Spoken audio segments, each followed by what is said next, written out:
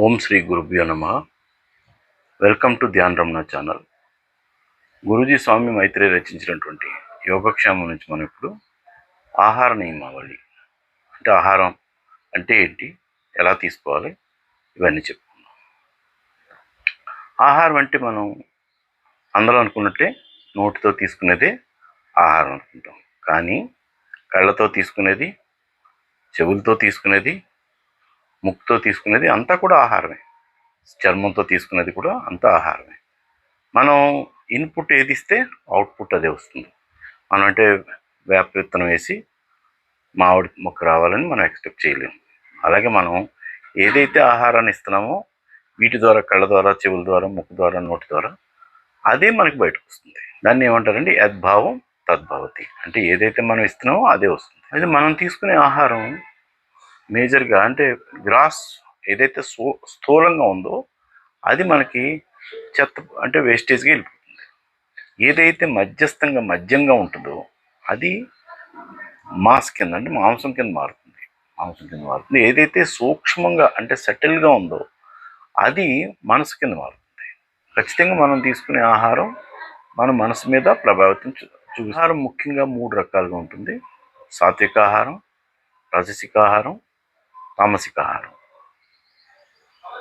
ఇందులో సాత్విక ఆహారం ఏంటంటే మనకి పోషక విలువలతో పాటు ప్రాణశక్తిని కూడా పెంచుతుంది అన్నమాట. ఈ తామసిక, రాజసిక ఆహారాలు ఏంటంటే అవి తీసుకోవటం వల్ల మనకి పోషక ఆహారం లోపిస్తుంది అన్నమాట. పోషక విలువలు తక్కువగా ఉంటాయి కాబట్టి సోమరితనం పెరగటంతో పాటు మనకేంటంటే వ్యాధులు బారిన పడతాం. అన్ని ఫుడ్ సరిగా వెళ్ళదు, పోషక విలువలు సరిగా ఉండదు కాబట్టి రోగాలు బారిన పడి. సాత్విక ఆహారం ఏంటంటే న్యాచురల్గా సూర్యరశ్మితో కుక్ అయిన ఇదండి పండ్లు, కూరగాయలు ఇవన్నీ కూడా సూర్యరశ్మితోటే తయారవుతాయి. మనం వేరుగా కుక్ చేయక్కర్లేదు. మొలకలు, తృణధాన్యాలు ఇవన్నీ కూడా సాత్విక ఆహారం కింద వస్తాయి. ఇలా కాకుండా మనం ఏంటంటే తామసిక ఆహారం, రజసిక ఆహారంలో ఏం జరుగుతుందంటే మనం తీసుకునే ఫుడ్ కణాల దాకా వెళ్ళదు కాబట్టి కణాల లోపలికి మనకి ఎనర్జీ ఇవ్వలేం కాబట్టి కణాల పనితీరు సన్నగిలుతుంది. మనం పండ్లు, కూరగాయలు ఏంటంటే అవి డెడ్ అవ్వలేదు, మృతం కాని ఆహారం ఏదైనా అమృతమే. మనం సాత్విక ఆహారం ఏంటంటే అమృత ఆహారం కూడా అనొచ్చు అనమాట. యాక్చువల్గా న్యూట్రిషియస్ ఫుడ్ అంటే క్యాలరీస్ క్యాలిక్యులేట్ చేసుకుని ఇది న్యూట్రిషియస్ ఫుడ్, ఇది కాదనుకుంటాం. కానీ యాక్చువల్ న్యూట్రిషియస్ ఫుడ్ అంటే దాంట్లో ప్రాణశక్తి ఎంత ఉందన్నది మనం చూసుకోవాలి. మనం ఏదైనా పదార్థాన్ని 100 degrees టెంపరేచర్ దగ్గర పెట్టినప్పుడు ఏమవుతుందంటే దాంట్లో ఉన్నవన్నీ కూడా విటమిన్స్ అవని ఇంకేమన్నా అవని మొత్తం అన్నీ కూడా డెడ్ అయిపోతాయి, మృతం అయిపోతుంది అనమాట. ఇప్పుడు మనకి అవి మృతం కాకుండా ఉండాలంటే తాజాగానే తీసుకోవాలి. ఇంకా చెప్పాలంటే ప్రకృతిలో ఏది కూడా ఇలాగ వండుకొని కుక్ చేసుకొని తిందు. మనం ఒక మనిషి మాత్రమే కుక్ చేసుకొని తింటాడు. అంటే న్యాచురల్ ఫుడ్ని న్యాచురల్గా తీసుకోం కాబట్టి ప్రాబ్లమ్స్ వస్తాయి. అలాగే మనం జనరల్గా పూర్వం చూస్తే కూడా ఏదైనా ఊళ్ళో మహమ్మారి వచ్చి చనిపోవటం, లేకపోతే యానిమల్స్ ఉన్నాయంటే అవి ఏదో ప్రమాదాలు వచ్చి చనిపోవడం తప్పించి మెయిన్ ఇంపార్టెంట్ పాయింట్ ఏంటంటే వెజిటేరియన్, నాన్ వెజిటేరియన్ కదా మాంసం తినాలి, చేపలు తినాలి, ఇవన్నీ నాన్ వెజిటేరియన్ కింద వస్తాయి. మనకి అపోహ ఏంటంటే నాన్ వెజిటేరియన్ తినకపోతే మన శరీరానికి బలం రాదు. సో వెజిటేరియన్ తిన్నవాళ్ళు కూడా స్వాతంత్ర సమరయోధులు ఉన్నారు చాలామంది. సో నాన్ వెజిటేరియన్ వదులుకొని వాళ్ళు తక్కువ తినాలి, చాలా తక్కువ తినాలి. నాన్ వెజిటేరియన్లో ఏం జరుగుతుందంటే మన శరీర నిర్మాణం వెజిటేరియన్కి సంబంధించే ఉంది, నాన్ వెజిటేరియన్కి సంబంధించి లేదు. ఈ యానిమల్స్కి ఏంటంటే నాన్ వెజిటేరియన్ తినే యానిమల్స్ సింహం, పులి ఇలాంటివి కెనైన్స్ అని ఉంటాయి, కోరపళ్ళు, దాంతో చీల్చి చెండాడి తింటుంది. మనకి ఏంటంటే మనకి దంతాలు ఏంటి గ్రైండర్స్, మరల్స్ అలాంటివి ఉన్నాయన్నమాట.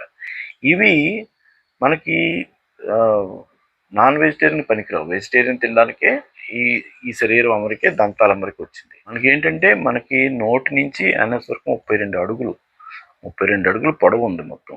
ఆ లెంగ్త్ అంతా పాస్ అవ్వాలి. మనం నాన్ వెజిటేరియన్ తింటే 72 hours పడుతుంది మినిమం ఇక్కడి నుంచి కిందకి వెళ్ళడానికి. కాబట్టి ఈ మధ్యలో కుళ్ళిపోవడం జరుగుతుంది అనమాట. అందుకనే మనకి తీసుకున్న ఆహారం కరెక్ట్గా జీర్ణం అయిపోవాలి, తొందరగా వెళ్ళిపోవాలి. అది అలాగా ఉంటే మా ప్రాబ్లమ్స్ రావు. ఇప్పుడు యానిమల్స్కి ఉన్నాయనుకోండి 32 అడుగుల బదులు దానికి 5 అడుగులే ఉండొచ్చు. సో దాంట్లోపల యాసిడ్స్ కూడా చాలా స్ట్రాంగ్గా వస్తాయి. పులి, సింహం వాటికి స్ట్రాంగ్ యాసిడ్స్ వస్తాయి. సో దానికి మనకి ఆ స్ట్రాంగ్ యాసిడ్స్ ఏంటో తీసుకున్న దాన్ని అది మనకి అలాంటి అరేంజ్మెంట్ లేదు కాబట్టి మనకి డైల్యూట్గా ఉండే యాసిడ్స్ ఉంటాయి కాబట్టి మనం తీసుకునే ఫుడ్ సాధ్యమైనంత వరకు అంత హార్డ్గా ఉండకూడదు. ప్రోటీన్స్ అవి కూడా హార్డ్గా ఉండకూడదు. చాలామందికి ఏంటంటే ఆహారం ఎన్నిసార్లు తీసుకోవాలి, ఎలా తీసుకోవాలి, ఎంత తీసుకోవాలి ఇవేమీ అవగాహన ఉండదు. ఆకలేసి తినేస్తుంటారు. ఒకసారి తింటే మంచిది, 2 సార్లు తింటే కొంతవరకు పర్వాలేదు, 3 సార్లు తింటే ఓకే మేనేజబుల్, 4 సార్లు తింటే ఇంకా అనారోగ్యం పాలవుతాం, 5 సార్లు తింటే ఇంకా ఎందుకు పనికిరావు ఇంకా. సో దాన్ని బట్టి మనం ఏది ఒకసారి తిన్నా సరే ఒకసారి తిన్నట్టే లెక్క. మనం అనుకుంటాం ఫుడ్ తింటమే లెక్క, మిగతావి లెక్క కాదు, స్నాక్స్ అవి లెక్క వేసుకోరు. అలా కాదు, మనం ఏది తిన్నా ఒకసారి తిన్నట్టే లెక్క. ఎంత తినాలి, ఎంత తినాలని మన పొట్టని 4 భాగాల కింద అనుకోండి. అనుకున్నప్పుడు 2 భాగాల్ని ఘన పదార్థానికి, ఒక భాగాన్ని ద్రవ పదార్థానికి, ఇంకో భాగాన్ని గాలి తిరగడానికి ఖాళీగా ఉంచాలి. అప్పుడు మీ ఈక్వేషన్ ఆఫ్ ఫిట్నెస్ అన్నీ కరెక్ట్గా ఉంటాయి. అయితే ఎలా తినాలి, మనకి 32 పళ్ళు ఉన్నాయి కాబట్టి 32 సార్లు నమలాలి. సరే వద్దు అన్నిసార్లు నవ్వలేం కాబట్టి 16 సార్లు నవ్వాలి. అన్నిసార్లు నవ్వలేం కాబట్టి 8 సార్లు నమ్మలాలి. నమ్మలటం వల్ల ఏమవుతుందంటే ఇక్కడ సెలైవా, ఈ గ్రైండింగ్ అంతా అవుతుంది, మోలార్స్ పని వాటి పని అవి చేస్తాయి. ఇలా జరిగినందువల్ల లోపలికి వెళ్ళిన తర్వాత ఇక్కడ జీర్ణరసాలు వాటి పని అవి చేస్తాయి. పర్ఫెక్ట్గా ఈక్వేషన్ జరుగుతుంది. లేకపోతే డైజెషన్ సరిగా అవుతుంది, ఫెర్మెంటేషన్ అయిపోతాయి, లోపల డైజెషన్ కాక పులిసిపోతుంది, ఎన్ని ప్రాబ్లమ్స్ వచ్చేస్తాయి, గ్యాస్ ఫామ్ అవుతుంది, ఎన్నో రకాల ప్రాబ్లమ్స్ వస్తాయి. ఇంకోటి ఏంటంటే కొంతమంది ప్రతి ముద్దకి నీళ్ళు తాగేస్తారు. అలా తాగకూడదు. మీరు భోజనానికి ముందు మహా అయితే 5 ml ఇలా తీసుకుంటారు కదా, అది చాలు. తర్వాత భోజనం అయిపోయిన తర్వాత ఒక 5 ml. తర్వాత భోజనానికి ముందు కావాల్సిన గంట ముందు నీళ్ళు తాగినా ఏం కాదు, భోజనం తర్వాత అరగంట తర్వాత నీళ్ళు తాగినా ఏం కాదు. భోజనం టైంలో మాత్రం నీళ్లు తాగకూడదు. తర్వాత ఫ్రూట్స్ తినేటప్పుడు మీరు కడుపు నిండా తిన్నా ఏం కాదు, ఎందుకంటే తొందరగా డైజెషన్ అయిపోతుంది. మీరు నాన్ వెజిటేరియన్ తినేవాళ్ళు ఎవరైతే ఉన్నారో అవి తిన్న తర్వాత దాన్ని ఎలాగ బయటికి తోసేయాలన్న దాని మీద మిగతాది అంటే కొంచెం ఫైబ్రస్ ఫుడ్ అది తినాలి. తర్వాత నాన్ వెజ్ ఎందుకు తినొద్దు అంటున్నావు అంటే అదేదో ఇదవుతుందని కాదు, అది యానిమల్ని మనం కట్ చేసేటప్పుడు అది చాలా భయంతో, ఆందోళనతో, కోపంతో, ఇన్ని ఎమోషన్స్తో చచ్చిపోతుంది. యూరిన్ చేసేస్తుంది, మొత్తం అంతా వెళ్ళిపోతుంది. అందువల్ల మీరు తినడం వల్ల, నాన్ వెజ్ తినడం వల్ల మనకి కూడా ఆ లక్షణాలు వచ్చేస్తాయి. కాబట్టి సాధ్యమైనంత వాటిని క్లీన్ చేసుకుంటేనే కానీ మళ్ళీ మీరు మనసుకు ప్రశాంతత ఉండదు. మనసుకు ప్రశాంతత లేని మిగతా ముందుకెళ్ళవు. కాబట్టి నాన్ వెజ్ దగ్గర మనం ఆగిపోకూడదు. నాన్ వెజ్ అన్నది ఒక ఇష్టం, ఓకే, మానలేరు కాబట్టి కొంచెం దాన్ని సరి చేసుకుని తగ్గించుకుని వెళ్ళండి. అలాగే కొంతమంది ఏంటంటే ఫుడ్ తిన్నారు, మళ్ళీ ఇంకో గంటకి ఇంకోటి తినేసారు. ఆల్రెడీ ఒకటి ప్రాసెస్లో ఉంది, ఇంకోటి వెళ్ళిపోయింది, అది ప్రాసెస్లోకి వెళ్ళడానికి టైం పడుతుంది, క్యూలో ఉంటాయి అన్నీ కూడా. సో ఎప్పుడైతే దానికి సఫిషియెంట్ టైం ఇవ్వలేదు డైజెషన్ అవ్వడానికి, ఫెర్మెంటేషన్ అయిపోతుంది, పులిసిపోతుంది, కుళ్ళిపోతుంది, అది చెత్త అయిపోతుంది అన్నమాట. ఈ చెత్త క్లీన్ అయితేనే కానీ మళ్ళీ మనం ఫ్రెష్గా వేసిన, ఒకవేళ అమృతాహారం వేసినా సరే అది మృతంగా మారిపోతుంది, ఎందుకంటే దానికి టైం మనం ఇవ్వం. కాబట్టి జాగ్రత్తగా మీరు కొంచెం మాడిఫై చేసుకోవాలండి, కొంచెం మాడిఫై చేసుకోవాలి. ఎలా తినాలి కొంచెం అంటే ఎలాగా, మీరు కొంచెం తినగలను ఇంకా అన్నప్పుడే మీరు మానేసేయాలి. ఇంత ముద్దు తినగలను, లేకపోతే ఇంకో చపాతీ నేను తినగలను అన్నప్పుడే మానేసేయాలి. సో ఈ రకంగా మీరు కొన్ని చిన్న చిన్న మార్పులు చెప్పాలంటే చాలా సబ్జెక్ట్ ఉంది ఇది. సో ఏ రకం ఫుడ్డు దేని పనికి వస్తే, ఏ రకం తింటే ఎలాంటి అనారోగ్యాలు వస్తాయి అన్నది ఆ నెక్స్ట్ క్లాస్లో మనం చెప్పుకుందాం. ఈ ఛానల్ మీకు నచ్చినట్టయితే సబ్స్క్రైబ్ చేయండి,